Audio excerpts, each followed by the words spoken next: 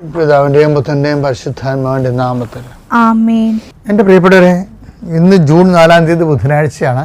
അമ്മേ പരിശുദ്ധമ്മേ, അമ്മേ പരിശുദ്ധമേ, ദേവമാതാവേ, ദൈവമാതാവേ, കൃപാസനത്തിലൂടെ ഞങ്ങൾക്കും ഞങ്ങളുടെ ദേശത്തിനും അമ്മ മധ്യസ്ഥം തേടി തന്ന എല്ലാ അനുഗ്രഹങ്ങൾക്കും കൃപകൾക്കും ഞങ്ങളിപ്പോൾ ഹൃദയം നിറഞ്ഞ നന്ദി പറയുന്നു. അമ്മേ പരിശുദ്ധമേ, ദൈവമാതാവേ, 2004 ഡിസംബർ 7 തീയതി ഉച്ചകഴിഞ്ഞ് 2:30 കൃപാസനത്തിൽ സംഭവിച്ച അമ്മയുടെ പ്രത്യക്ഷപ്പെടലിനെ കുറിച്ച് തിരുസഭയ്ക്ക് സമർപ്പിച്ചിരിക്കുന്ന പഠനരേഖകളുടെ മേൽ സഭാത്മകമായ പഠനം ആരംഭിക്കുവാൻ ഞങ്ങൾ പ്രാർത്ഥിക്കുന്നു. അമ്മേ പരിശുദ്ധമേ, ഭൂസ്വർലോകങ്ങളുടെ രാജ്ഞിയായ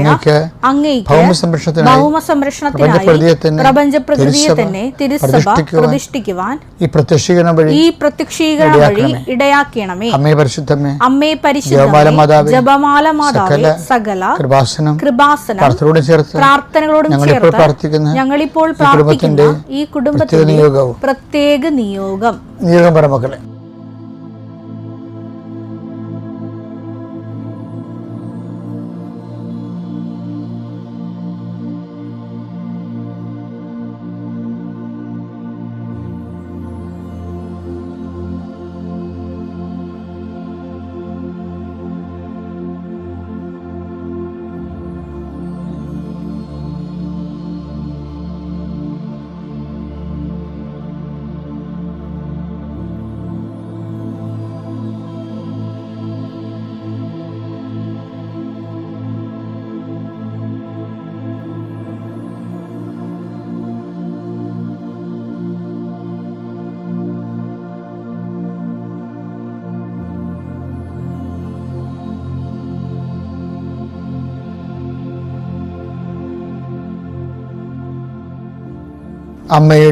അമ്മയുടെ പ്രത്യക്ഷീകരണത്തിന്റെ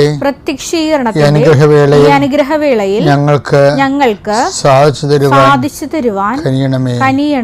ആമേൻ. വിശ്വാസ പ്രമാണം. സർവശക്തനായ പിതാവും ആകാശത്തിന്റെയും ഭൂമിയുടെയും സൃഷ്ടാവുമായ ദൈവത്തിൽ ഞാൻ വിശ്വസിക്കുന്നു. അവിടുത്തെ ഏകപുത്രനും ഞങ്ങളുടെ കർത്താവുമായ ഈശോമിശിഹായിലും ഞാൻ വിശ്വസിക്കുന്നു.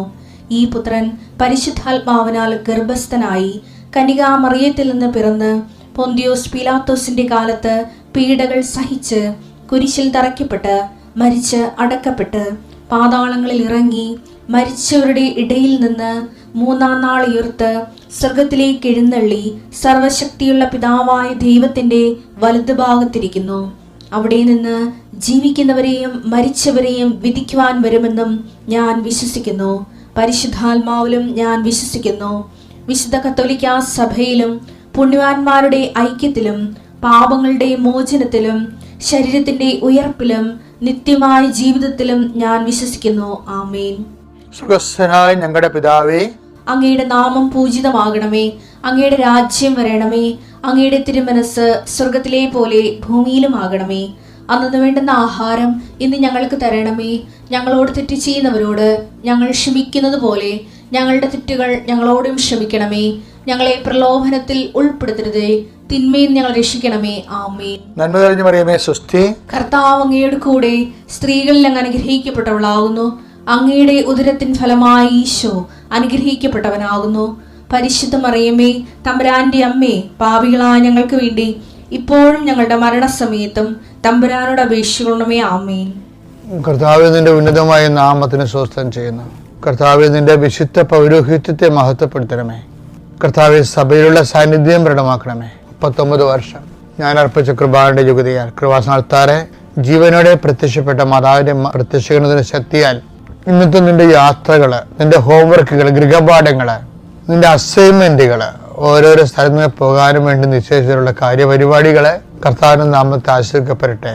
മനസ്സിടിഞ്ഞ് വല്ലാത്ത രീതിയിലായിപ്പോയവർ അവരെല്ലാം കർത്താവ് ഇന്ന് ഈ ഒറ്റ പ്രാർത്ഥന കൊണ്ട് മാതാവിന്റെ മധ്യസ്ഥിൽ അവർ ഉയർത്തുന്ന കേട്ടെന്ന് പ്രാർത്ഥിക്കുന്നു. എൻ്റെ കർത്താവിൻ്റെ ഉന്നതമായ നാമത്തിൽ സഭയുടെ അധികാരത്തിൽ കുരിശടയാളത്തിൽ കർത്താവ് ചെറിയ ചെറിയ ഉദ്യമങ്ങൾ കൊണ്ട് കുഞ്ഞു കുഞ്ഞു ജോലി കൊണ്ട് കർത്താവെ ജീവിതം തല്ലിപ്പൊട്ടിച്ചുകൊണ്ട് പോകുന്നവർക്ക് ചില സമയത്ത് കർത്താവേ അവർക്ക് വലിയൊരു ബാധ്യതയോ ഭാരമോ ഉണ്ടാകുന്നതും അപകടങ്ങൾ ഉണ്ടാകുന്നതും പലതരത്തിൽ എന്തെങ്കിലും തരത്തിലുള്ള വലിയ ചിലവുണ്ടാകുന്ന എല്ലാവിധ അവസ്ഥകളും ഈശോയുടെ നാമത്തിൽ ഞാൻ ബന്ധിക്കുന്നു. അവർക്ക് കർത്താവ് പിന്നീട് ഒരിക്കലും എഴുന്നേറ്റ് പൊങ്ങാൻ പറ്റാത്ത രൂപത്തിലായിപ്പോകും.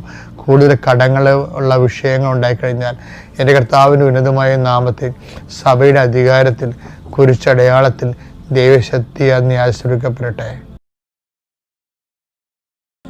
എൻ്റെ പ്രിയപ്പെട്ടവരെ, പിന്നെ ഇപ്പോൾ ഉടമ്പടി എടുത്ത് ജീവിക്കുന്നവരല്ലേ നമ്മൾ. കൃപാസനത്തിൽ എൻ്റെ ശ്രോതാക്കളിൽ ഒരു 90% പേര് ഉടമ്പടി എടുത്തവരാണ്. ഇതിനകത്ത് ഒരു ഉടമ്പടിയുടെ പുരോഗമനത്തിൽ ഉടമ്പടി ജീവിതം എന്ന് പറയുന്നത് ഉടമ്പടി ജീവിത രീതിയാണല്ലേ. ഇത് പുരോഗമിക്കുമ്പോൾ നമ്മൾ ശ്രദ്ധിക്കണം. നിങ്ങൾ വിളിയും തിരഞ്ഞെടുപ്പും ഉറപ്പിക്കുന്നതിൽ ഉത്സാഹം പ്രാപിക്കണം. ഇപ്പം ചില ആൾക്കാർക്ക് വിളിയും തിരഞ്ഞെടുപ്പും ഇപ്പോൾ 3 പുതുക്കിയാലും ആ വിളിയും തിരഞ്ഞെടുപ്പും ഉറക്കത്തില്ല. കാര്യം എന്താണ്? അവർക്ക് ഉത്സാഹം ഇല്ലാത്തത് കൊണ്ടാണ്. കാര്യം ദൈവമായിട്ട് ഇടപാടിനൊക്കെ നമുക്ക് വേണ്ട ഉത്സാഹമാണ്. 2:10 ആകയാൽ സഹോദരങ്ങളെ നിങ്ങളുടെ വിളിയും തിരഞ്ഞെടുപ്പും ഉറപ്പിക്കുന്നതിൽ കൂടുതൽ ഉത്സാഹമുള്ളവരായിരിക്കുവിൻ. ഇങ്ങനെ ചെയ്താൽ ഒരിക്കലും നിങ്ങൾ വീണു പോവുകയില്ല. ഉടമ്പടി പുതുക്കുമ്പോഴൊക്കെ നമുക്ക് വേണ്ടത് ഉത്സാഹമാണ്. നമുക്ക് നമ്മുടെ കാര്യങ്ങളെ സമയത്ത് നടക്കാതിരിക്കുമ്പോഴാണ് നമുക്ക് ഇരട്ടി ഉത്സാഹം വേണ്ടത്. എന്താ കാരണം വെച്ച് കഴിഞ്ഞാൽ നമ്മൾ കാര്യങ്ങൾ നടന്നത് കൊണ്ടല്ല നമ്മൾ ഉത്സാഹം കാണിക്കണമെന്ന് ദൈവത്തിന് തോന്നരുത്. കാര്യങ്ങൾ നടക്കണില്ല. ചില കാര്യങ്ങൾ നടക്കുന്നതിന് അതിൻ്റെ ടൈം എടുക്കത്തില്ലേ. ഇപ്പം കാര്യം നടക്കണില്ല. കാര്യം നടന്നിട്ട് നീ ഉത്സാഹം കാണിച്ചാൽ അതിൻ്റെ പേരുള്ള ഉത്സാഹമാണെന്ന് തോന്നിപ്പോകും. അങ്ങനെയല്ല. കാര്യം നടക്കണില്ല. നിൻ്റെ പ്രാർത്ഥന കേൾക്കണില്ല. പ്രാർത്ഥന കേൾക്കാതെ ലാഗ് ചെയ്യുന്ന കാലത്ത് നീ ഇരട്ടി ഉത്സാഹം കാണിക്കണം. അപ്പോഴെന്ത് സംഭവിക്കും? അപ്പോഴും 2:10 അനുസരിച്ചുകൊണ്ട് വിളിയും തിരഞ്ഞെടുപ്പും ഉറപ്പിക്കപ്പെടും. പിടിയില്ലേ? അപ്പോൾ വിളി ഉറപ്പിക്കണം, തിരഞ്ഞെടുപ്പ് ഉറപ്പിക്കണം. അതിനുള്ള എളുപ്പമാർഗം എന്താ? ഉത്സാഹം കാണിക്കാൻ സാധ്യതയില്ല സമയത്ത്, പ്രത്യേകിച്ച് പ്രാർത്ഥന കേൾക്കാത്ത നെഗറ്റീവ് സാഹചര്യങ്ങളിൽ കൂടെ ഉത്സാഹം കാണിക്കണം. ഇങ്ങോട്ടത്തെ പോയിന്റ് ക്ലിയർ അല്ലേ?